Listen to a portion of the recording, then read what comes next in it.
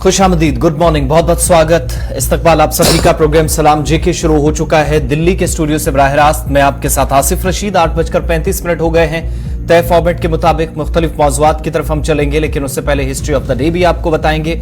आज के प्रोग्राम में आप ठीक 90 मिनट तक हमारे साथ रहेंगे और इस 1.5 घंटे में जहां पर जम्मू कश्मीर, यूनियन टेरिटरी लद्दाख, नई दिल्ली से लेकर जम्मू कश्मीर तक हलचल, भारत जोड़ो यात्रा और कुछ अवामी मामलात पर हमारी नजर रहेगी। हुकूमत की कुछ ताजा तरीन डायरेक्शंस या एडवाइजरीज आई हैं, उस पर डिटेल्स आपके सामने रखेंगे।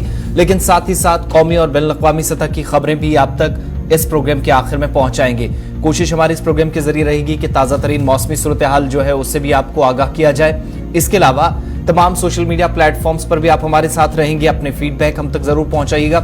और आज इतवार का दिन है, 29 तारीख है, यानी साल 2023 का पहला महीना अब लगभग खत्म होने जा रहा है। और ऐसे में बहुत सारी खबरें दुनिया भर के बाकी हिस्सों से या मुख्तलिफ कोनों से भी हमारे पास पहुंचती हैं, उस पर सारी डिटेल्स आप तक थोड़ी देर में पहुंचाएंगे। चाय की चुस्की आप सुबह सुबह लेंगे, इतवार का दिन है, ठंड को एंजॉय कीजिएगा, लेकिन साथ साथ प्रोग्राम को लेकर हम तक अपना फीडबैक भी और कीमती राय अपनी जो है वो हमारे साथ शेयर कीजिएगा, हम तक पहुंचाते रहिएगा कि आपको प्रोग्राम कैसा लगा और अगर कहीं कोई चीज दुरुस्त करने की जरूरत है तो वो भी करेंगे। साथ ही साथ प्रोग्राम के आखिरी 15 से 20 मिनट तय फॉर्मेट के मुताबिक हमारी कोशिश रहेगी कि आप लोगों की बात सुनी जाए। प्रोग्राम में लाइव कॉल्स का सिलसिला शुरू होगा, आप अपनी बात बराह रास्त इंतजामिया तक, हुकूमती इदारों तक, जिम्मेदारान तक पहुंचाएंगे।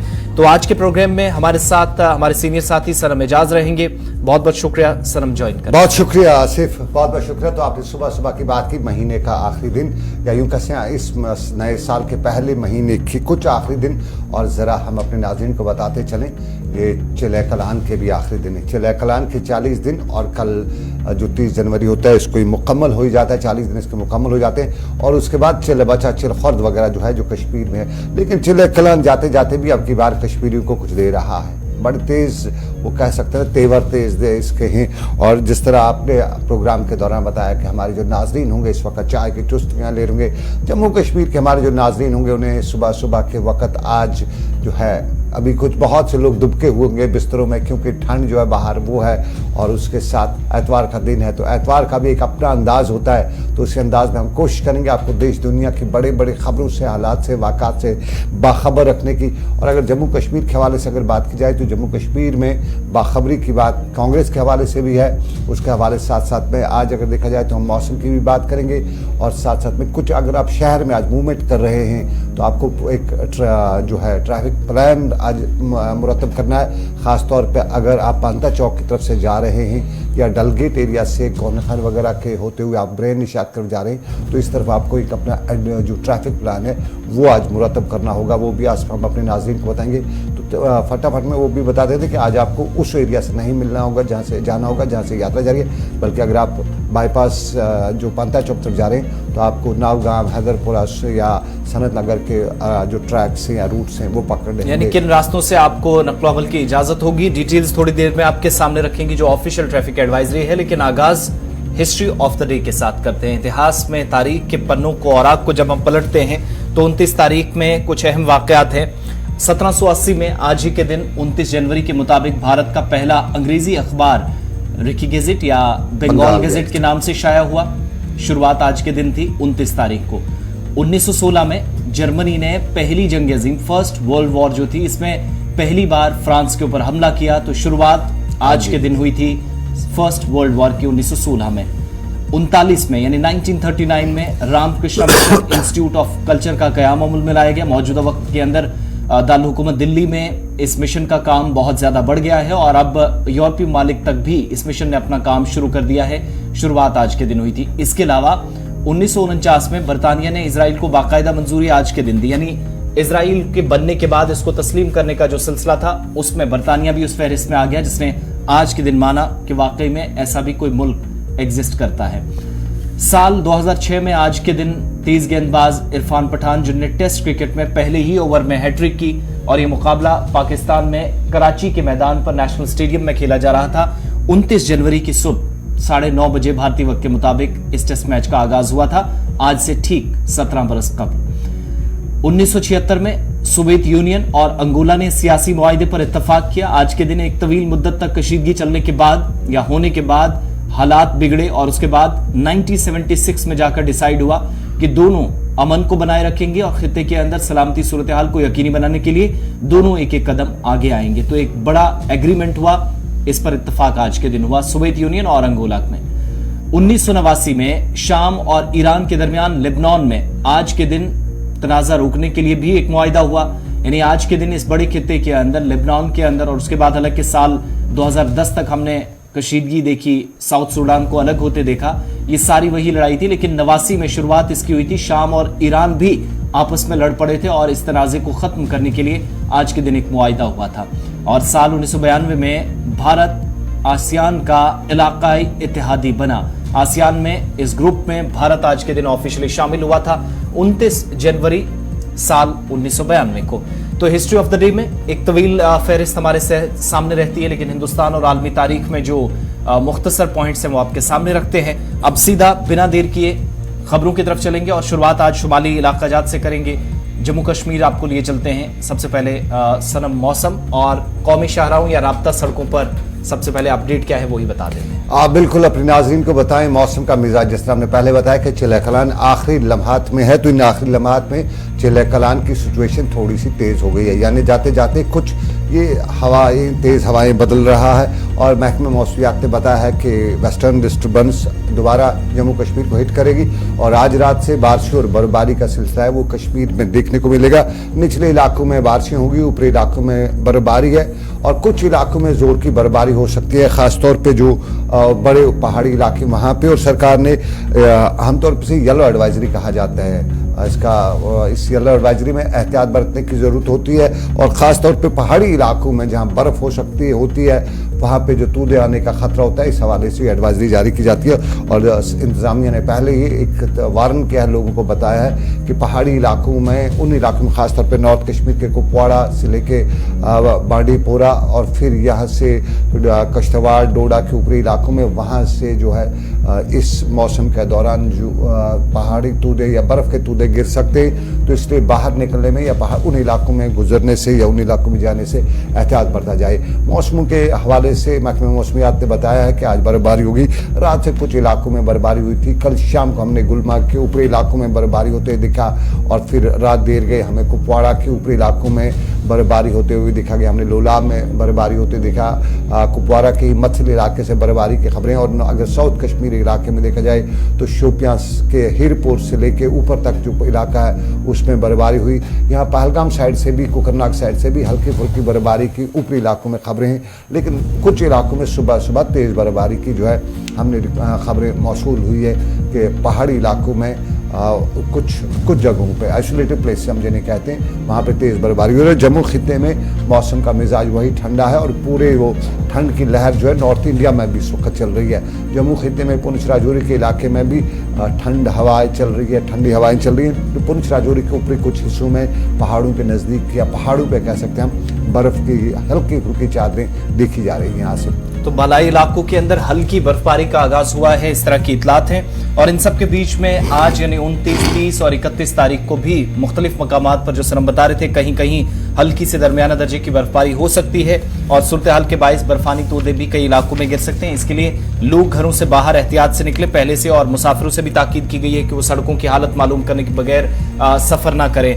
इसके अलावा जमीनी और फिजाई ट्रांसपोर्ट भी मुतासिर हो सकता है। लेकिन वादी कश्मीर को मुल्क के बाकी हिस्सों के साथ जोड़ने वाली या शहर कहलाने वाली जम्मू श्रीनगर नेशनल हाईवे का अपडेट भी आपको जरा बता दें। आरिफ वहीद हमारे साथ इस वक्त ज्वाइन किए हुए हैं।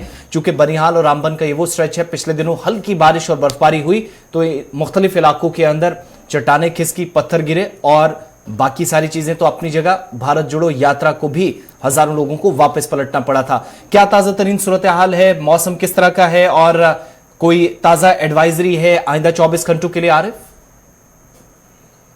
जी बिल्कुल आसिफ, सबसे पहले मैं आपको बताने की कोशिश करूंगा कि जम्मू श्रीनगर कौमी शाहराह पे इस समय अगर बात करें तो कौमी शाहराह पे इस समय ट्रैफिक जो है वो बिना किसी खलल के जारी है। जहां पर जम्मू श्रीनगर कौमी शाहराह पे जो लाइट मोटर व्हीकल्स है वो दोनों तरफ से चलती हुई नजर आ रही है। इसके साथ में अगर बड़ी मालबरदार गाड़ियों की बात करें तो आज उन्हें शेड्यूल के मुताबिक जम्मू से श्रीनगर की ओर चलने की इजाजत है जी। लेकिन इसके साथ में हम देख रहे हैं कि जो मौसम का मिजाज है कहीं ना कहीं पे यानी जो मौसम काफी ज्यादा अबुरालदा है और धुंधला सा माहौल है सुबह सुबह। और जिस तरह से महकमा मौसमियात का भी मानना है कि आज दरमियानी दर्जे की बारिशें और बलाई इलाकों में बर्फबारी का सिलसिला रह सकता है।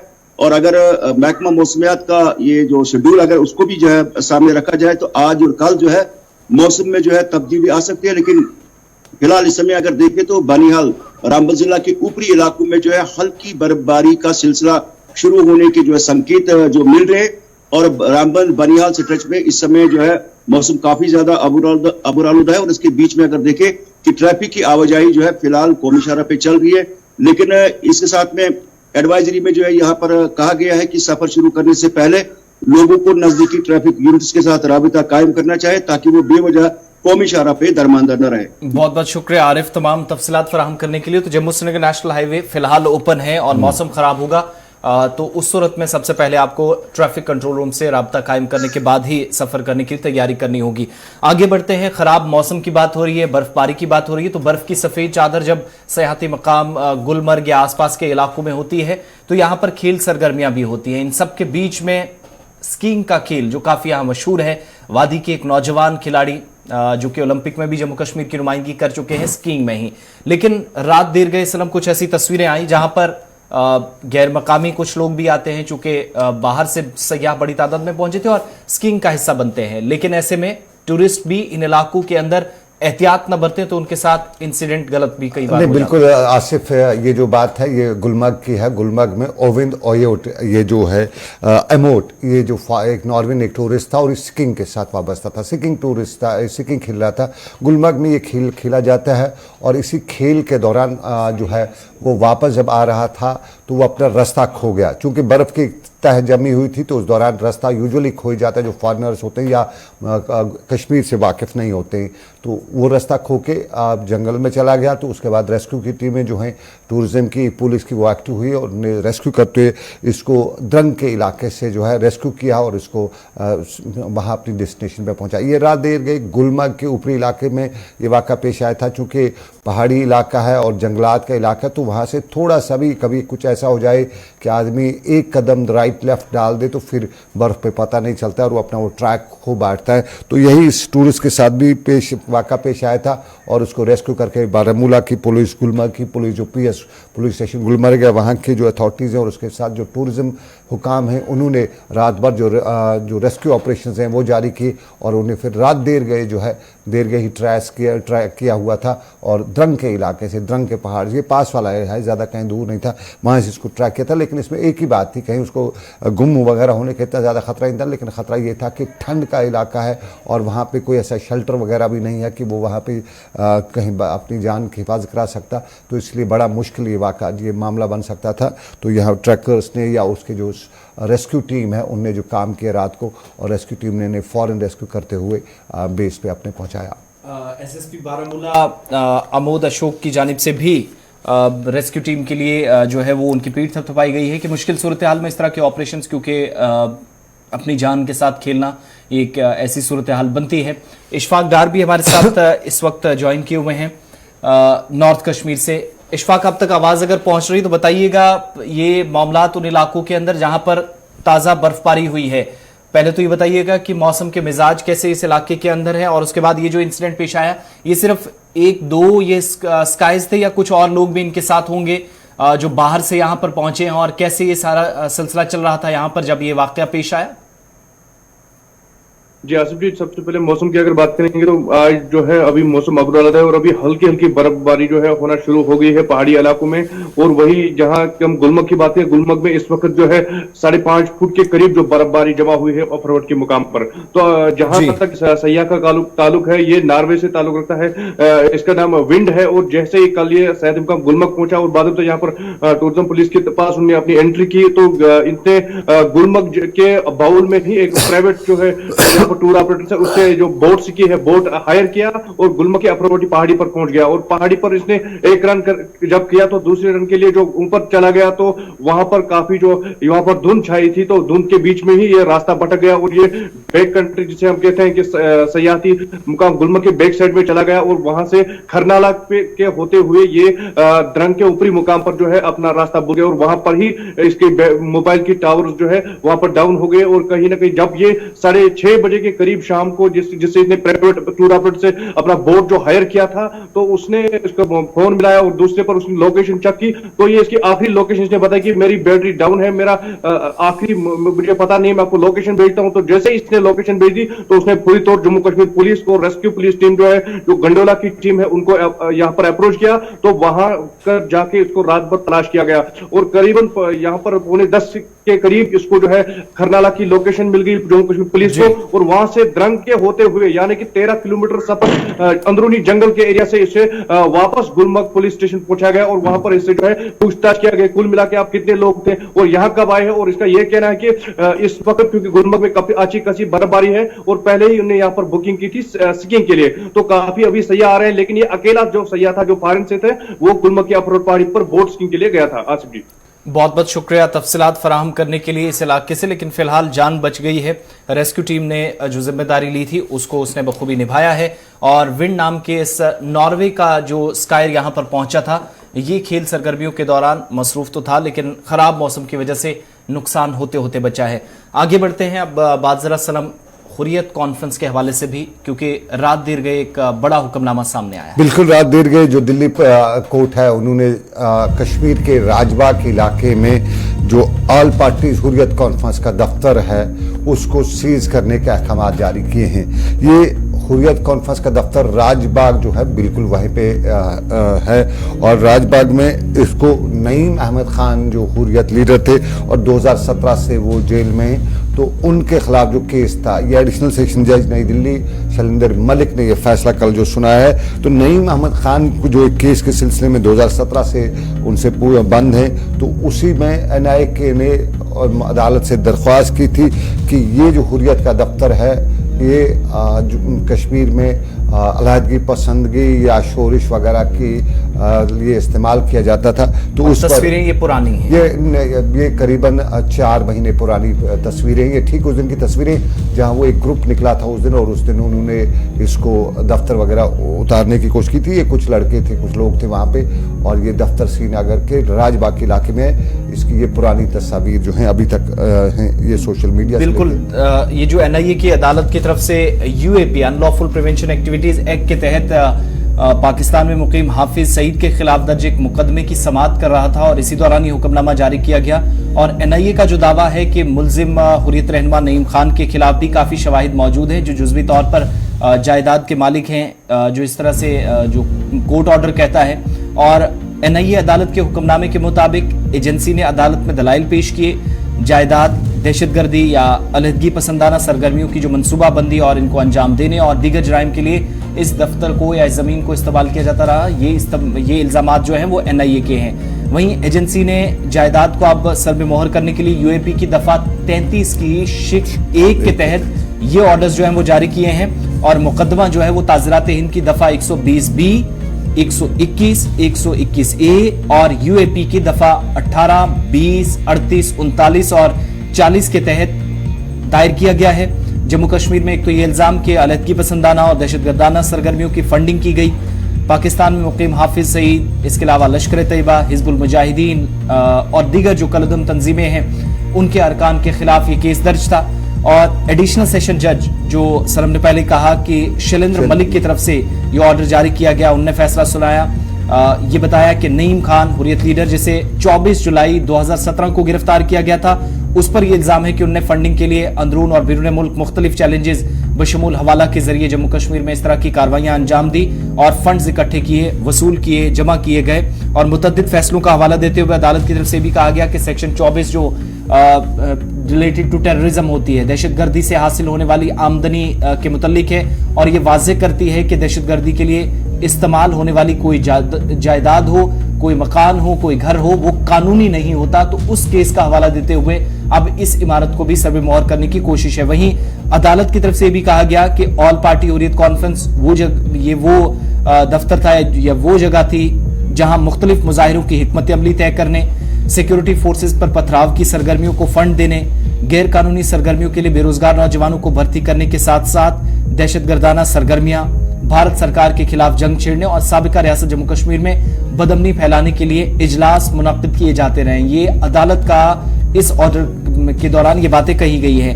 ऑल पार्टी कॉन्फ्रेंस के हमने देखा कि चेयरमैन मीरवाइज उमर फारूक साहब, जो कि 5 अगस्त 2019 से ही अपनी नगीन रिहाइशगाह में नजरबंद है, और इस पर लेफ्टिनेंट गवर्नर का भी कई बार बयान आया, उनने अपने हिसाब से तर्क दिए।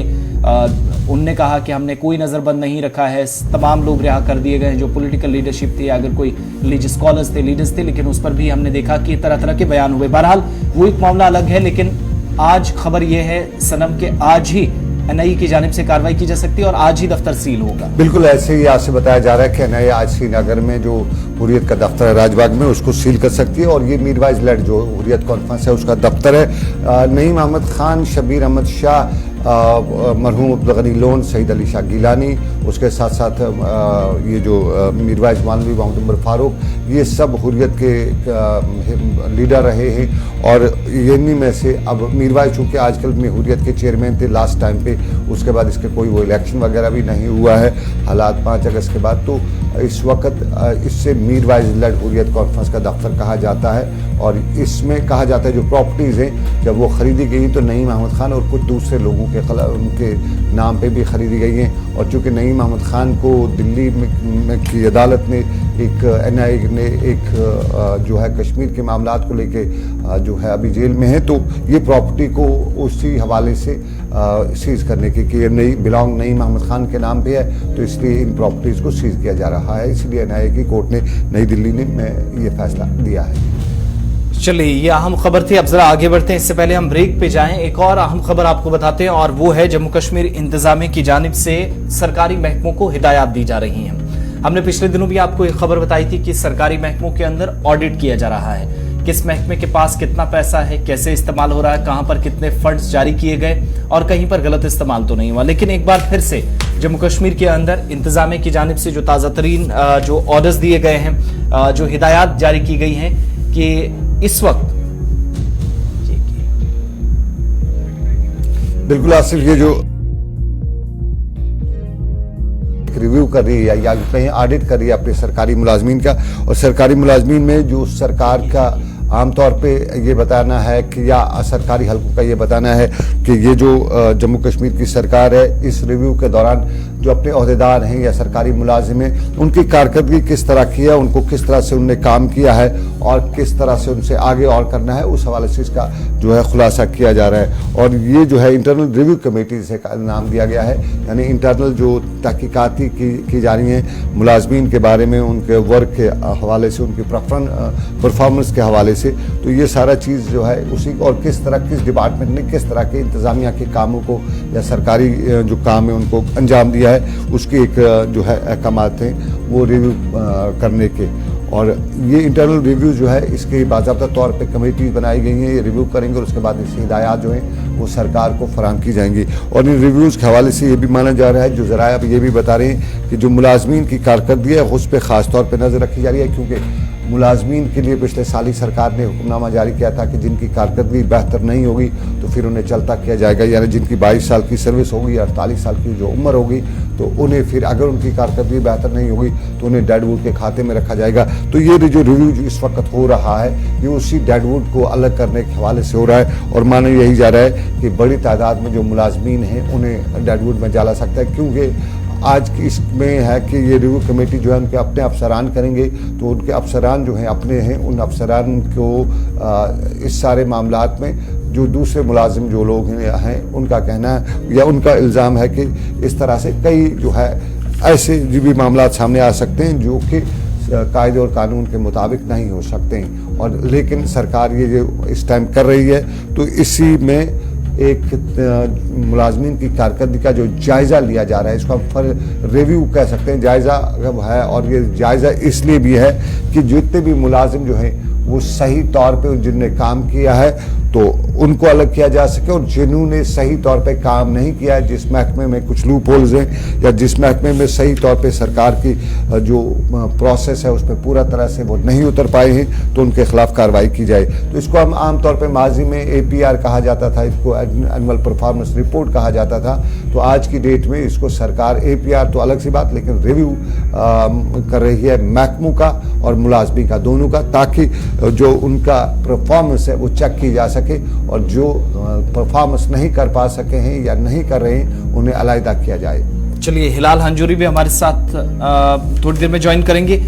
कुल मिलाकर आप देखेंगे जम्मू कश्मीर इंतजामिया की जानिब से एक रिव्यू कमेटी जो है, स्क्रीनिंग कमेटी, वो बनाई गई थी और मकसद ये था कि मुख्तलिफ डिपार्टमेंट्स के अंदर जो स्क्रीनिंग होती है मुलाजमीन की या फिर उनकी कारकर्दगी या फिर इसके अलावा अंदरूनी जो जायजा डिपार्टमेंट्स का लेना है वो लिया जाना चाहिए। इसके बाद सरकारी ज़राए बताते हैं कि एक आला सतही meeting chief secretary doctor Arun Kumar Mehta की सदारत में हुई है।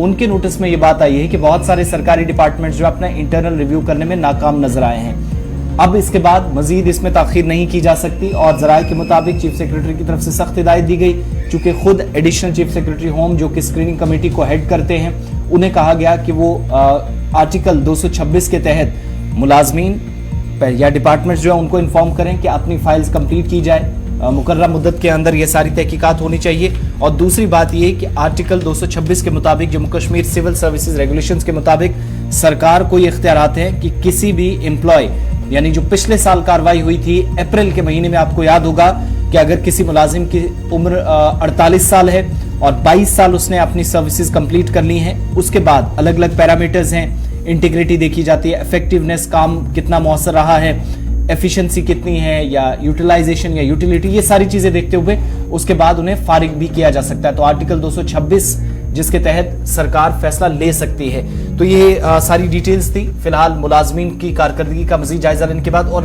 हो सकता है कि आने वाले दिनों में मजीद मुलाजमीन की छुट्टी होते भी हम देखें या जिनको रिटायर भी किया जा सकता है, जिनकी इन शराइत पर जो खरे उतरते हों। अब 9 बज चुके हैं, प्रोग्राम सलाम जी के जारी है। वक्त यहाँ छोटे से ब्रेक का है। ब्रेक के पार वापस आएंगे तो फौरन चलेंगे श्रीनगर। आपको बताएंगे कि भारत जोड़ो यात्रा फिर से शुरू होने जा रही है।